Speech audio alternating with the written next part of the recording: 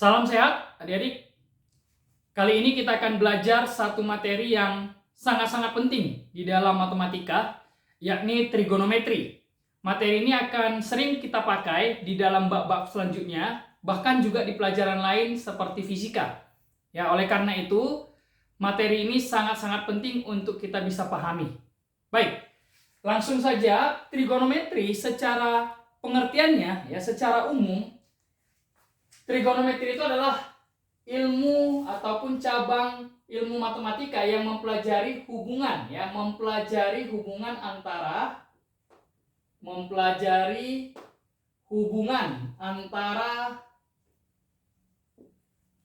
besar sudut, ya, hubungan antara besar sudut dengan ataupun dan panjang sisi, ya, panjang sisi di dalam segitiga.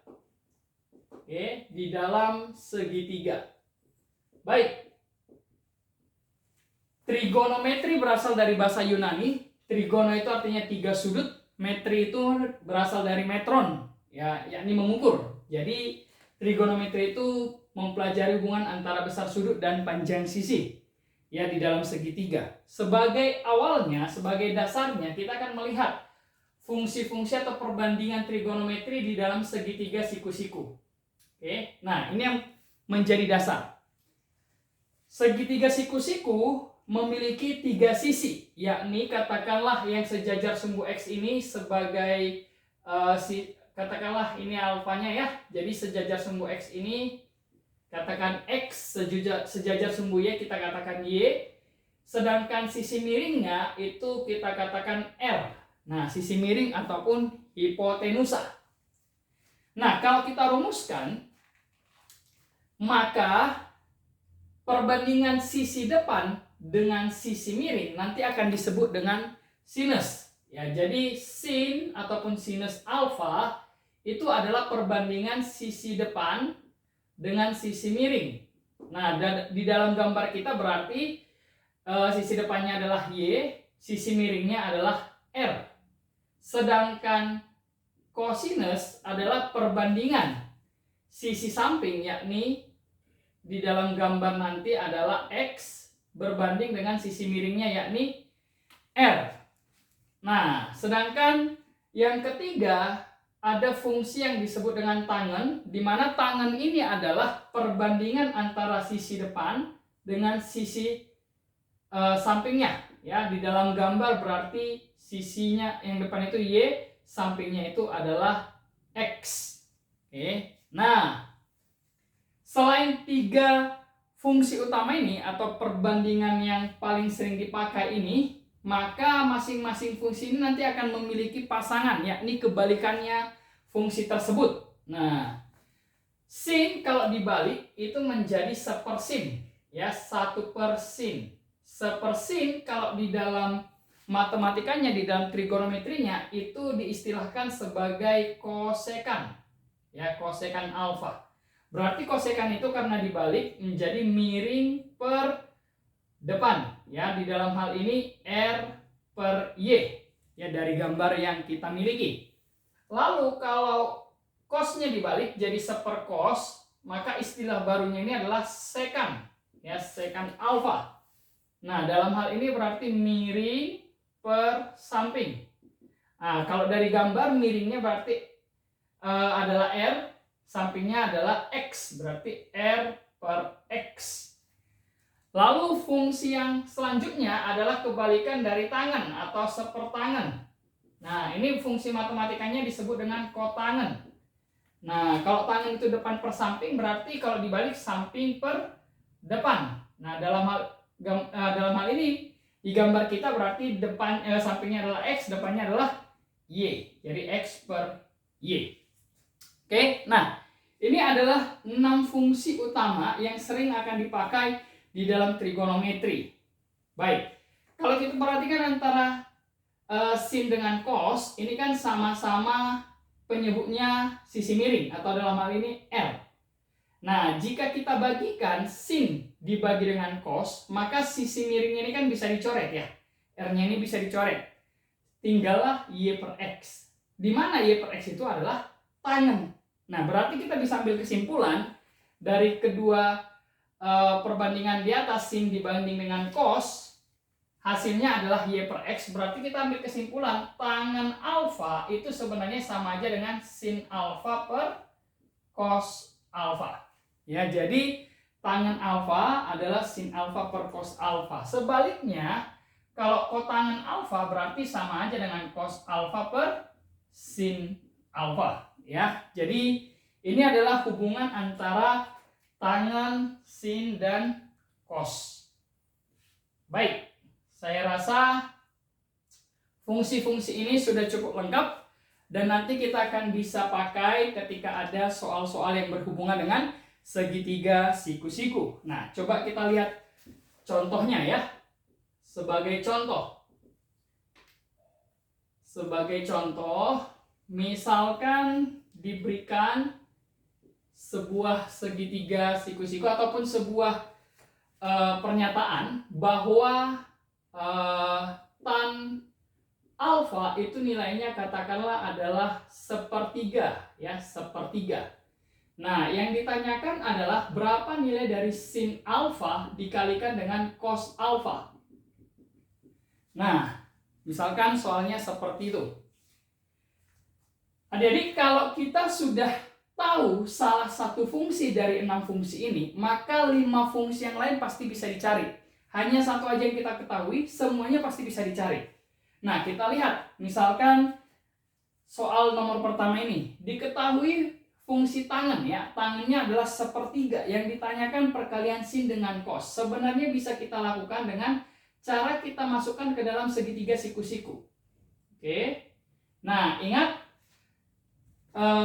katakanlah sudutnya alfa di sebelah kiri nih ya. Nah, ingat, tangen itu tadi adalah depan per samping, artinya sisi depan dibagi sisi sampingnya. Sisi depannya berarti bernilai 1, sisi sampingnya bernilai 3. Tinggal kita masukkan ya, sisi depannya bernilai 1, sisi sampingnya bernilai 3. Nah, dengan memakai teorema Pitagoras kita bisa mendapatkan nilai R, ya kan? R itu berapa? R itu adalah akar dari 3 kuadrat, ya kan? Ditambah dengan depan kuadrat. Nah, 1 kuadrat, ya kan? Jadi berapa ini? 9 ditambah 1 berarti 10. Berarti R itu adalah akar daripada 10. Nah, kalau kita sudah dapat nilai sisi miringnya ataupun R-nya, maka sin dan cosnya tentu sudah dapat ya. Nah, kita bisa ambil kesimpulan sin alfa itu tentunya adalah depan per miring. Berarti 1 per R-nya ini akar 10, seperakar 10. Sedangkan cosnya adalah samping per miring, sampingnya 3. Miringnya akar 10. Oke. Nah, jadi dapatlah ya, karena yang ditanyakan sin alfa dikali dengan cos alfa, maka itu sama aja dengan seperakar 10 dikalikan dengan 3 per akar 10. 1 dikali 3, 1. Akar 10 kali akar 10, 10. Ya, jadi jawabannya adalah 1 per 10. Baik, kita lihat contoh kedua. Ya, contoh kedua supaya lebih matang ya pemahaman kita tentang hal ini. Nah, contoh yang kedua misalkan diberikan 2 sin alfa itu sama dengan katakanlah 3 cos alfa. Nah, yang ditanyakan berapa nilai daripada sin alfa? Ya, sin alfa. Oh, jangan sin deh. Berapa nilai dari sekan alfa? Misalkan demikian ya. Baik. Bagaimana cara kita menentukan? Ya, kita lihat. Kalau yang nomor pertama sudah diberitahu salah satu fungsinya, nilainya berapa. Nah, di nomor 2 kita belum tahu nilai salah satu fungsinya, yang diketahui perbandingannya. Tapi tidak masalah, kita coba aja ya. 2 sin alfa sama dengan 3 cos alfa. Berarti kalau ini kita bagi dengan 2, ya kan? Ini kita bagi 2 atau kita bandingkan ya, dibagi 2 dan dibagi dengan cos alfa, maka ini bisa jadi begini kan? Sin alfa per cos alfa itu sama dengan, ya, sama dengan 3 per 2 ya.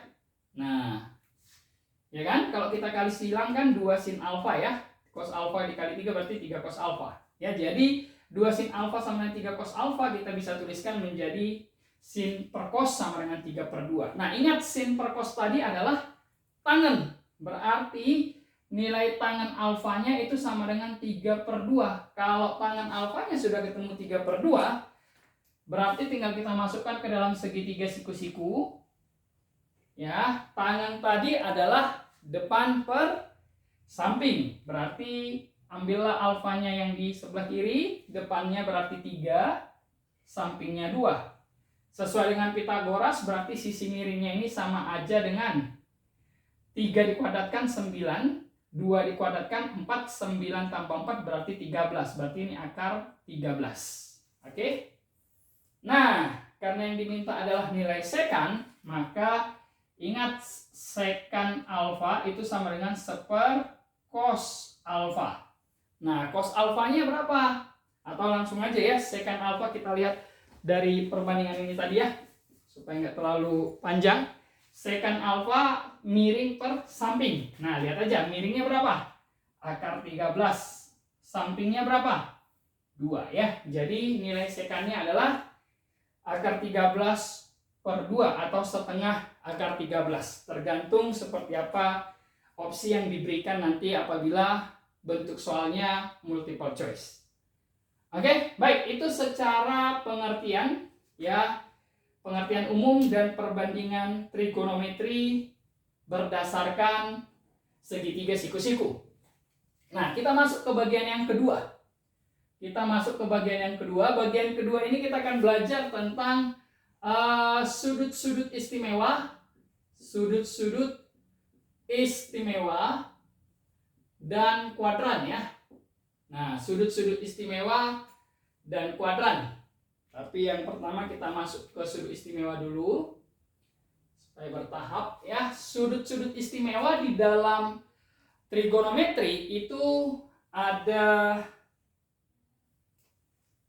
5 ya. 0, lalu 30, lalu 45, lalu 60 dan 90 derajat. Nah, ini yang secara umum.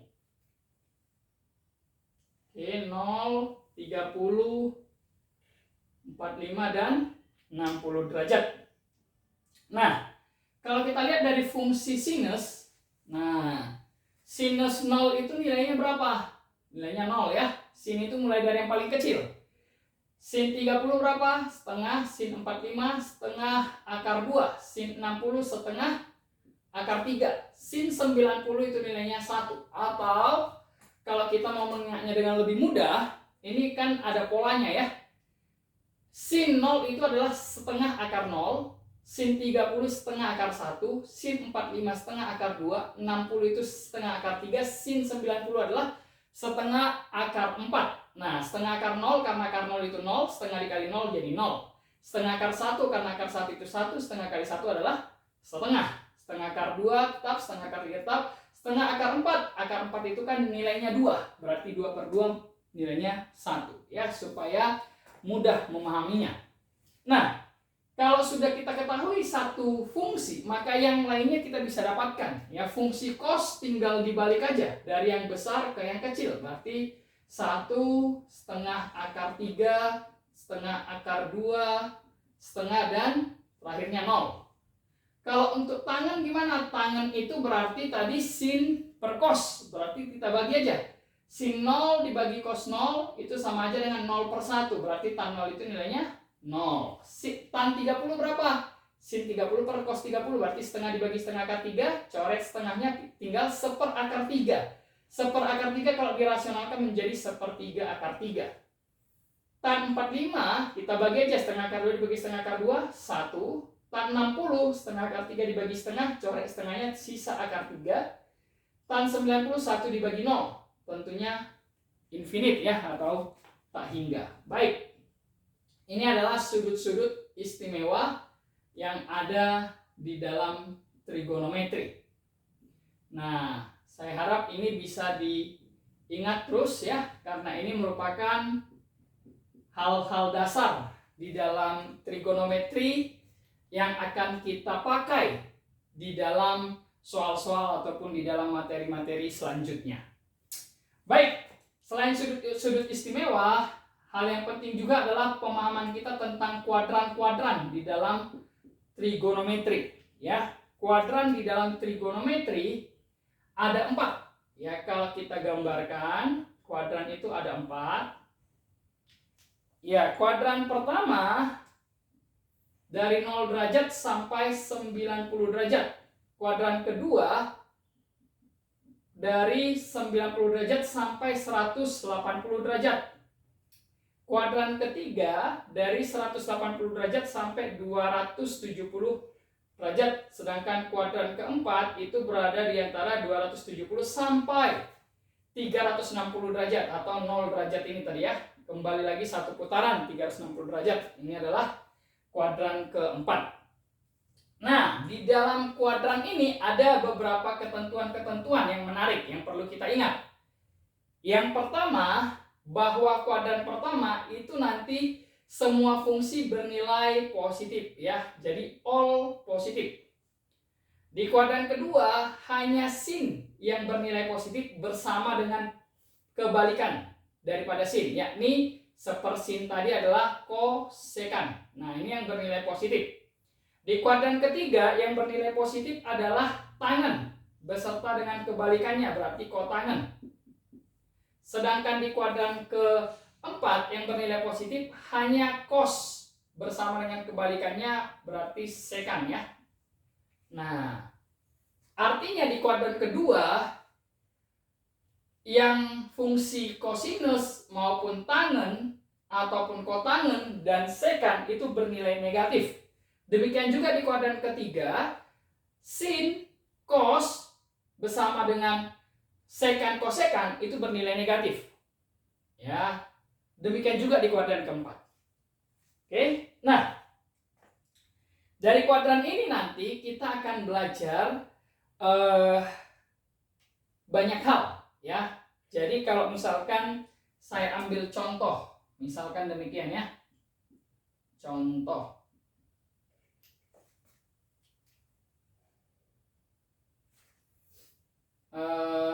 Contohnya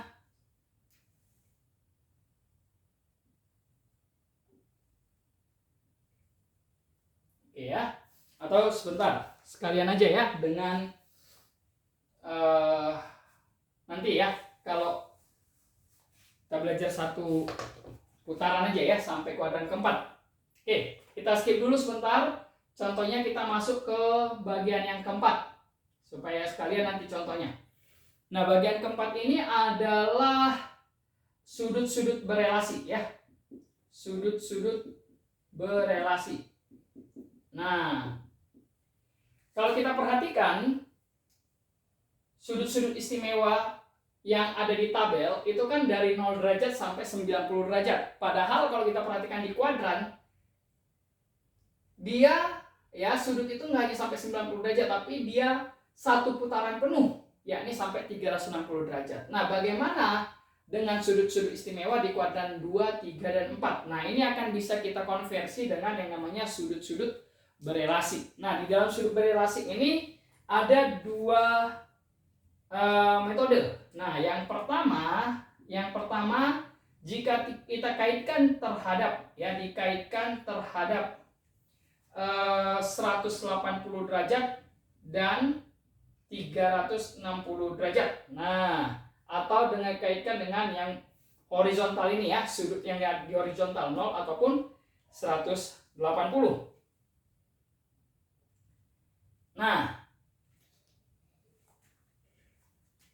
kalau dikaitkan dengan 180 dan 360, maka sebuah fungsi, katakanlah fungsi ini 180 derajat plus ataupun min alfa, atau sebuah fungsi katakanlah 360 derajat plus min alfa, maka secara aturannya 180 dan 360 ini bisa langsung kita coret. Ya, langsung kita hilangkan, maka dia akan menjadi fungsi daripada alfa. Langsung menjadi fungsi alfa. Nah, tapi ingat nanti di sini diperlukan pemahaman ataupun aturan kuadran ya. Di sini nanti akan berlaku aturan kuadran-kuadrannya. Nah, untuk lebih memudahkan kita, coba kita lihat contohnya ya. Contoh. Langsung saja ya di sini contohnya ya. Contohnya misalkan diberikan soal tentang berapa nilai dari sin 120 derajat. Nah, sin 120 derajat itu nilainya berapa?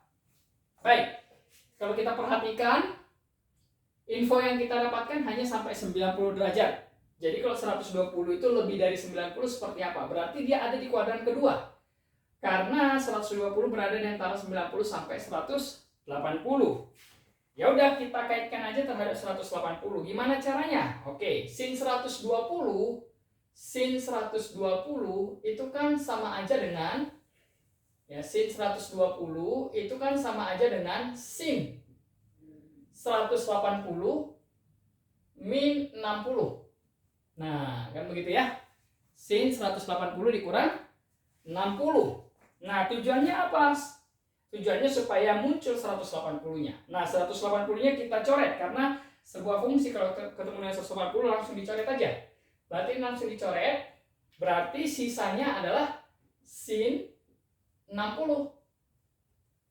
Nah, sin 60. Sin 60 itu nilainya berapa? Nah, lihat aja. Sin 60 nilainya adalah setengah akar 3. Baik, berarti nilainya adalah setengah akar 3. Lalu kita tentukan kuadrannya tadi.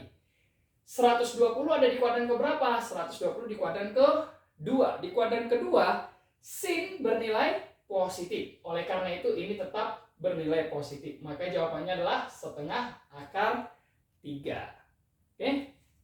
Nah, contoh berikutnya supaya lebih paham lagi. Misalkan ditanyakan berapa nilai dari cos 225 derajat.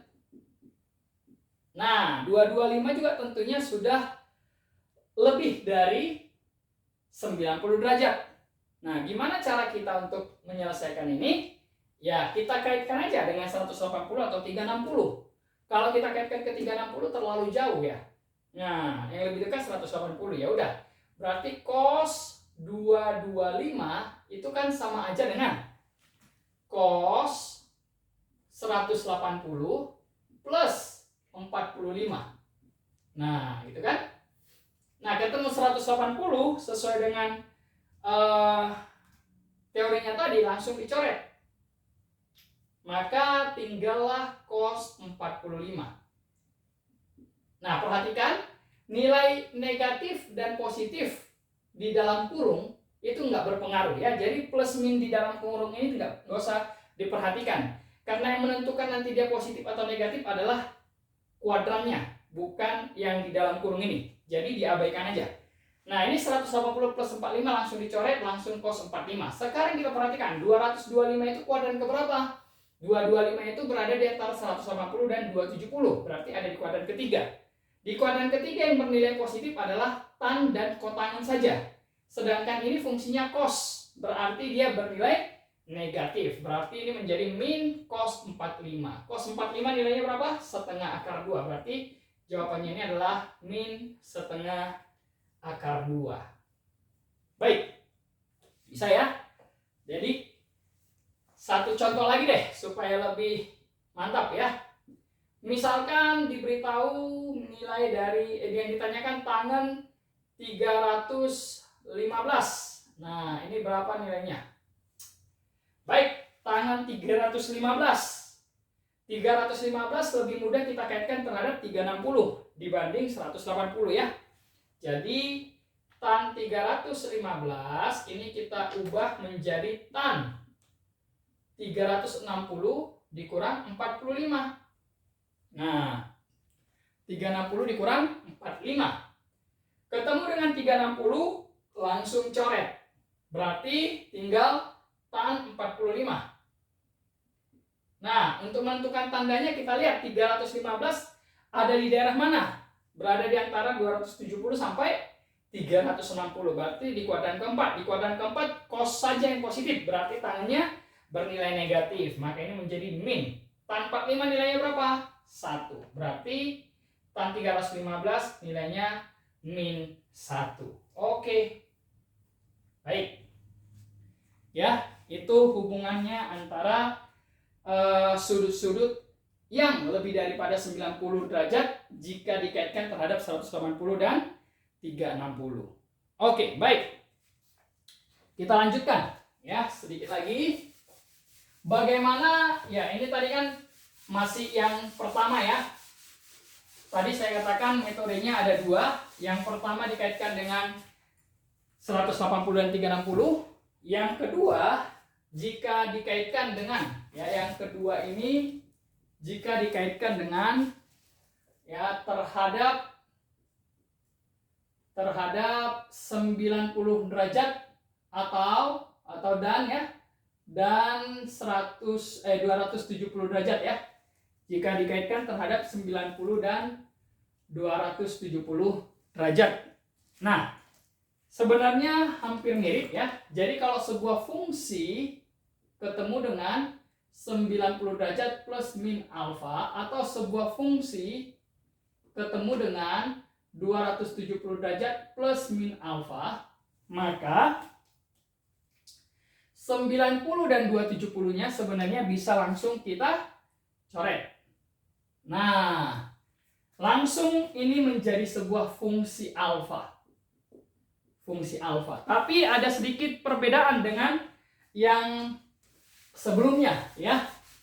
Ada sedikit perbedaan dengan metode yang pertama. Jika yang pertama tadi fungsi alfa tetap ya. Jadi fungsi alfanya ini tetap. Nah, maka nanti di sini fungsi alfanya berubah. Nah, berubahnya jadi apa? Berubahnya kalau tadinya dia sin menjadi cos. Ya, kalau tadinya dia tan menjadi kotan. Begitu juga sebaliknya. Kalau dia tadinya sekan menjadi kosekan. Nah, ini nanti berubah. Ya, cos menjadi sin, sin menjadi cos, tangan menjadi kotangan, kotangan menjadi tangan, dan seterusnya. Nah, di sini juga tanda kuadrannya juga diperhatikan. Oke. Nah, supaya bisa lebih mantap lagi ya, kita lihat contoh. Ya, kita lihat contoh. Contoh yang pertama.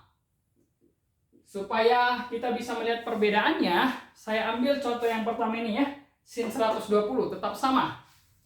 Nah, nilai sin 120 jika dikaitkan dengan 90 atau 270, apakah tetap sama? Nah, coba kita cek. Sin 120 itu kan sama aja dengan, kalau dikaitkan dengan 270 terlalu jauh rasanya ya. Jadi kaitkan dengan 90 aja. Berarti 90 ditambah 30 derajat. Nah, ingat, ketemu dengan 90 tinggal dicoret. Nah, berarti ini langsung menjadi sin 30. Nah, langsung menjadi sin 30. Lalu, karena ini dikaitkan dengan 90, langsung dicoret. Tapi fungsinya berubah. Tadinya sin menjadi cos. Berarti ini menjadi cos 30. Oke. Nah, sin langsung berubah jadi cos. Sedangkan sudutnya tetap. Nah, lalu setelah menjadi cos 30, sekarang kita cek kuadrannya. 120 ada di kuadran keberapa? Nah, 120 itu berada di antara 90 sampai 180. Berarti di kuadran kedua. Di kuadran kedua, berarti sin tetap bernilai positif. Walaupun dia berubah fungsinya menjadi cos, patokannya tetap yang awal ya. Jadi karena sin di kuadran kedua positif, maka ini juga tetap positif. Nah, lalu kita carilah sekarang cos 30 itu nilainya berapa? Cos 30 adalah setengah akar 3. Maka nilai dari sin 120 sama aja dengan setengah akar 3 atau sama dengan nilai dari cos 30. Nah, kita lihat apakah sama hasilnya? Sama ya, sama-sama setengah akar 3. Jadi kita bisa kaitkan terhadap 180 dan 360, ataupun bisa dikaitkan terhadap 90 dan 270. Nanti hasilnya pasti sama. Nah, untuk lebih mantap lagi, coba kita lihat ya nomor 2. Apakah memang sama ya? Kita pastikan lagi. Kita lihat nomor 2. soalnya adalah cos 225 ya. Cos 225. Cos 225. Baik. Bagaimana cara kita menentukan cos 225? Ya, kita kaitkan sekarang ke 90 atau 270. Karena 90 terlalu jauh, kaitkanlah ke 270 yang lebih dekat ya. Berarti cos 225 itu kan sama aja dengan 270 dikurang 45 ya. Nah, ya. Langsung karena ketemu 270 langsung kita coret. 270-nya dicoret, cos berubah menjadi sin. Jadi sin 45. Nah, sekarang tinggal tandanya nih, kita lihat. 225 ada di kuadran berapa? Kuadran ke-3 ya, berada di antara 180 sampai 270. Cos bernilai apa di kuadran ke-3? Bernilai negatif. Maka ini nilainya negatif. Walaupun sudah berubah jadi sin, jadi tetap patokannya adalah fungsi asal ya. Jadi min sin 45. Nah, kita perhatikan sin 45 nilainya berapa? Setengah akar 2 ya. Setengah akar 2, depannya ada min, berarti min setengah akar 2. Oke. Ya, jadi sama saja ya. Kalau begitu, kapan kita pakai yang metode pertama, kapan dipakai metode kedua? Nah, secara umum disarankan kita memakai metode yang pertama. Selalu kaitkan terhadap 180 dan 360 derajat ya. Jadi bagian yang mendatar ini. Kapan dipakai untuk 90 dan 270? Nah, bagian yang vertikal ini hanya kita pakai jika terpaksa. Jika kita mau mengubah fungsi ya. Nah, kalau tidak seperti itu maka pakailah metode yang pertama. Nanti metode yang kedua ini biasanya kita pakai kalau kita mau mengubah fungsi di dalam materi-materi seperti limit trigonometri, ataupun mungkin kita akan pakai nanti di dalam turunan, integral, dan lain sebagainya. Oke, nah itu adalah sudut-sudut berelasi atau sudut-sudut yang berhubungan di dalam trigonometri. Kesimpulannya berarti apa? Nah, coba perhatikan sedikit ya di dalam kuadran ini. Jadi kalau nanti sebuah sudut di kuadran pertama, katakanlah sudut itu besarnya alfa, maka sudut di kuadran pertama ini sebenarnya sama aja dengan sudut di kuadran kedua yang nilainya 180 dikurang alfa. Ya, jadi kalau misalkan sudut di kuadran kedua, saya ambil misalkan begini ya.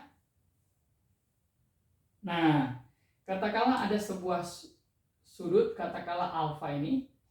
Maka sudut alfa ini nanti akan sama dengan, nah, sudut yang di kuadran keduanya adalah 180 dikurang besar alfa ya.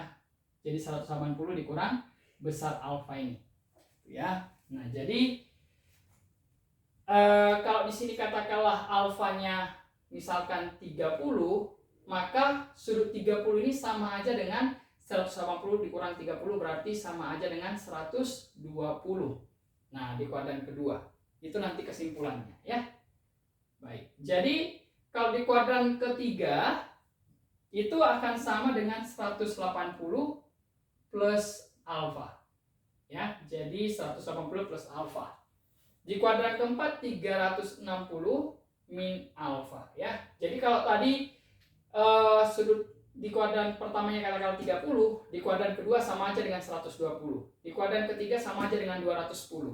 Di kuadran keempat sama aja dengan 330 ya.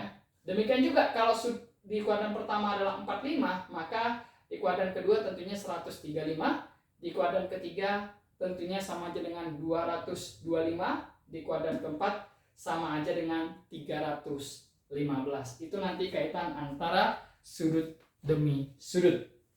Baik, saya rasa untuk dasarnya sampai di sini ya. Nanti kita akan lanjutkan lagi di bagian berikutnya supaya lebih mantap pengertiannya.